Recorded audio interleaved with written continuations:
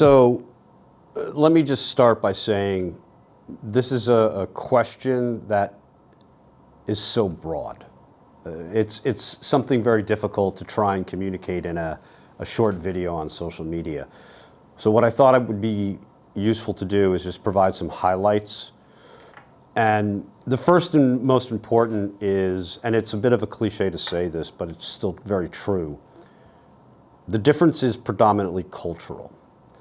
And the first thing that I would say is when an American and a Chinese side come together for negotiations, the American side will come in saying this is a process that has a beginning, a middle, and an end.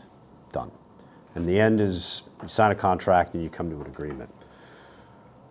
Chinese negotiations are always and forever in process. There is a beginning, but there is never a middle and there is never really an end. You may have a point in which the parties will reach an agreement, if you will, but that doesn't mean the negotiations stop. And I think this has been one of the big, most significant disconnects between not just Americans, but all foreigners when negotiating with the Chinese. There's what I refer to, it's sort of like a dance. The Chinese will view it as, okay, there is at this very moment some sort of business or some sort of trade deal or whatever the case might be that we want to come to some sort of conclusion in this moment. But I have found that the Chinese will view in this moment as the most important element, meaning the moment will change, things will evolve, conditions change. And as the dynamic within the two parties changes, the Chinese will typically view that as an opportunity to be able to then, what the Americans would say, renegotiate, but the Chinese will say, no, we're just continuing the negotiation. It's a process that never ends. There's also, as I've found, a significant cultural difference in terms of terminology, meaning there are certain times where the Chinese will communicate to their foreign party, their foreign partner, something that seems like we've agreed to something.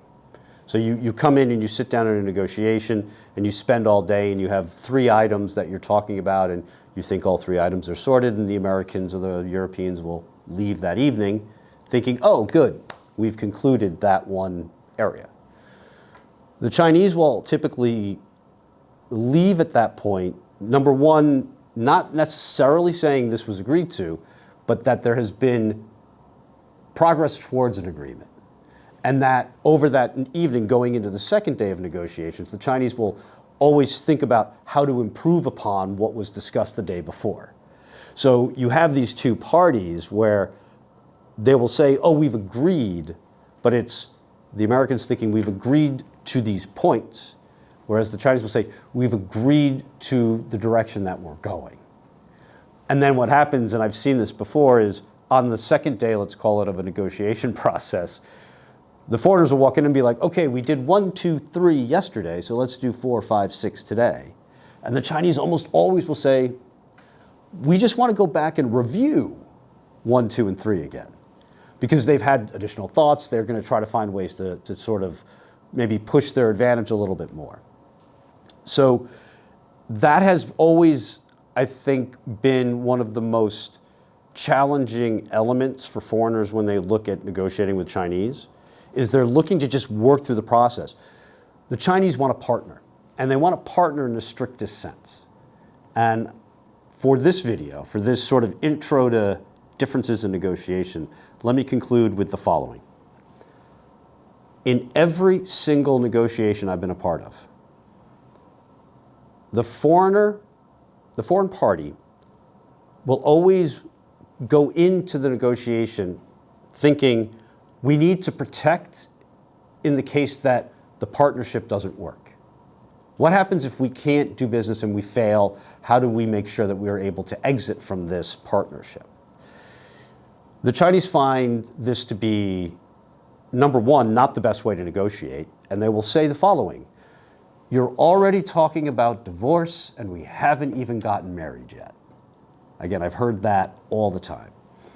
So the Chinese are looking truly to have a partnership that they know is going to be a very fluid partnership where it goes up and it goes down, and they want to be able to work within not a very structured ABC relationship, but one that's going to be beneficial for a longer period of time, fully recognizing that the conditions that exist today are going to change over time.